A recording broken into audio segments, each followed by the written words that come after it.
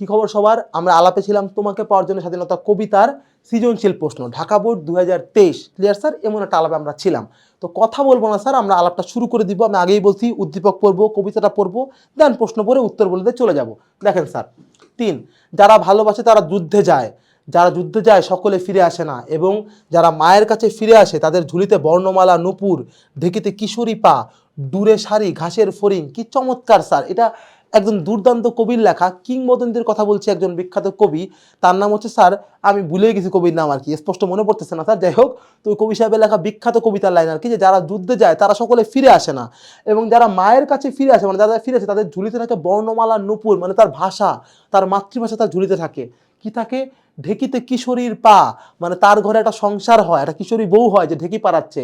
দূরে সারি ঘাসের ফড়িং, তার ডোরা কাটা শাড়িতে, মেয়ের ডোরা কাটা শাড়িতে ঘাস ফড়িং বসে থাকে স্যার। ক্লিয়ার? কি চমৎকার লাইন না স্যার, মিষ্টি লাইন না? বলতেছি কি, 1 নম্বরে শাহবাজপুরের জোয়ান কৃষক কে? এইখানে বলতে আগে দেখেন উদ্দীপকটা আমি শেষ করে নিই। উদ্দীপকে কি বলতেছে? মুক্তিযোদ্ধাদের ভূমিকা। একজন মুক্তিযোদ্ধা এতটা মাধুর্যপূর্ণ হয় যে তার যুদ্ধে গেলে যদি সে মারাও যায়, তবুও যে যারা যারা ফিরে আসে স্যার, তারা যেন একদম অদ্ভুত একটা স্বপ্ন নিয়ে, একটা শান্তি নিয়ে, একটা শান্ত আলো নিয়ে নিজের মায়ের কাছে ফেরত আসে। Clear sir? চমৎকার না? খুবই চমৎকার। কথা বলবো না, আমরা ক নাম্বার প্রশ্ন চলে যাব। ক কি? শাহবাজপুরের জোয়ান কৃষক কে? এখানে শাহবাজপুরের জোয়ান কৃষক বলা হচ্ছে কারে স্যার? দেখেন 1 নম্বর প্রশ্নের উত্তর, সেটা হচ্ছে, একটু খেয়াল করে দেখেন, একটু ভাইবে দেখেন, শাহবাজপুর জোয়ান কৃষক মনে পড়ে পড়ার কথা, সগির আলী, শাহবাজপুরে সে জোয়ান কৃষক। এই 4টা লাইন পর পর স্যার মাথায় রাখবেন। সগির আলী, কেষ্ট দাস, তারপরে জেলে পাড়া ছোট সাহসী লোকটা, মতলব মিয়া মেঘনা নদীর দক্ষ মাঝি, রুস্তম শেখ ঢাকা রিক্সাওয়ালা। পর পর মনে না রাখলে কিন্তু বিপদ, ভুলে যাবেন। 4টাই কিন্তু ইম্পর্টেন্ট।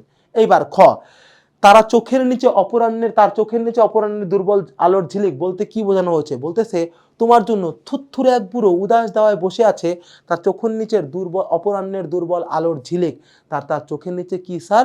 দুর্বল আলোর ঝিলিক। তার মানে সে খুব একদম অপরাহ্ন মানে সন্ধ্যাবেলা, তার মানে তার মৃত্যুর কাল, সে ফুরায় যাবে। সেই মৃত্যুর কালের হালকা আলো তার চোখের নিচে দেখা যাচ্ছে। মানে একজন বৃদ্ধ লোক যে মৃত্যুর কবরের দিকে অনেকখানি আগায় গেছে, সেও স্বাধীনতার জন্য তীব্র আগ্রহ আকাঙ্ক্ষা নিয়ে বসে আছে, তাই এই বাক্যের মধ্যে প্রকাশ পাইছে। ক্লিয়ার? অর্থাৎ মৃত্যুর দ্বারপ্রান্তে যাওয়ার পরও একটা লোক যেন তার স্বাধীনতার জন্য, একজন বৃদ্ধ লোক যেন মুগ্ধ হয়ে তাকাইছে, ইস, এই শেষ চোখের আলো যদি একবার জন্য স্বাধীনতাকে দেখতে পাই, তাহলে যেন আমি তৃপ্ত হই। Clear sir?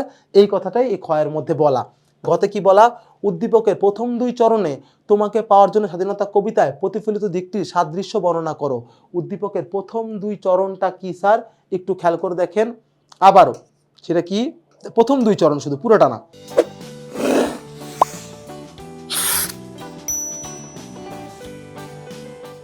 তো উদ্দীপকটা প্রথম 2 লাইনটা আমরা দেখি, যেহেতু প্রশ্ন করতে 2 লাইনের সাথে কোন জায়গার মিল আছে। যারা ভালোবাসে তারা যুদ্ধে যায়, যারা যুদ্ধে যায় সকলে ফিরে আসে না, সবাই স্যার ফেরত আসে না, অনেকেই মারা যায়। তো এই 2 লাইনের সাথে কিসের প্রকাশ পাইল স্যার? প্রশ্নটা দেখেন।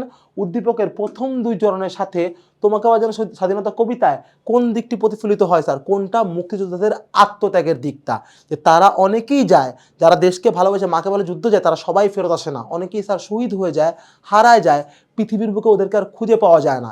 এই যে মুক্তিযোদ্ধাদের আত্মত্যাগ, এই যে রুস্তম শেখের ফুসফুস এখন পোকার দখলে, কবিতার মধ্যে লাইনটা বলা, এই লাইনগুলোর গভীরতায় যেন এই উদ্দীপকের এই 2 লাইনে প্রকাশ পাচ্ছে। অর্থাৎ একটা দেশকে স্বাধীন করতে হইলে শুধুমাত্র আন্দোলন বা কথাটাই বড় কথা না, অনেক মানুষ নিজের জীবনকে দিয়ে দেয় বলেই তারা এই স্বাধীনতা নামক অদ্ভুত সৌন্দর্য জিনিসটার একটা প্রতিফল দেখতে পায়। Clear sir? বুঝতে পারছেন? Very good. এবং 5 নাম্বার প্রশ্ন বা 4 নাম্বার প্রশ্ন, শেষ প্রশ্ন, সেটা কি? উদ্দীপকে মায়ের কাছে ফিরে আসা সন্তানরাই তোমাকে পাওয়ার জন্য স্বাধীনতা কবিতায় তেজি তরুণের ভূমিকা অবতীর্ণ হয়েছিল। কথা কি সত্য? হ্যাঁ স্যার, সত্য। যারা মায়ের কাছে ফিরে আসছে, মানে দেশের কাছে ফেরত গেছে, তারা সেই তেজি তরুণ, যারা যুদ্ধ জয় করে আল্লাহর রহমতে স্বাধীনতাকে হাতে নিয়ে ফেরত আসছে। Clear sir? উদ্দীপকে মায়ের কাছে ফেরত বলতে বিজয়ী সেনাদের কথা বলা হচ্ছে।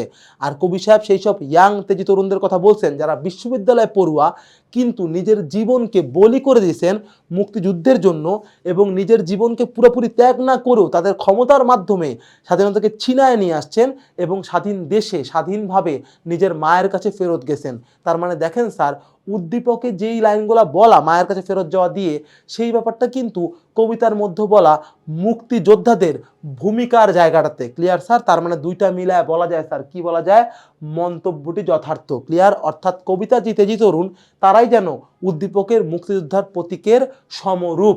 Clear sir?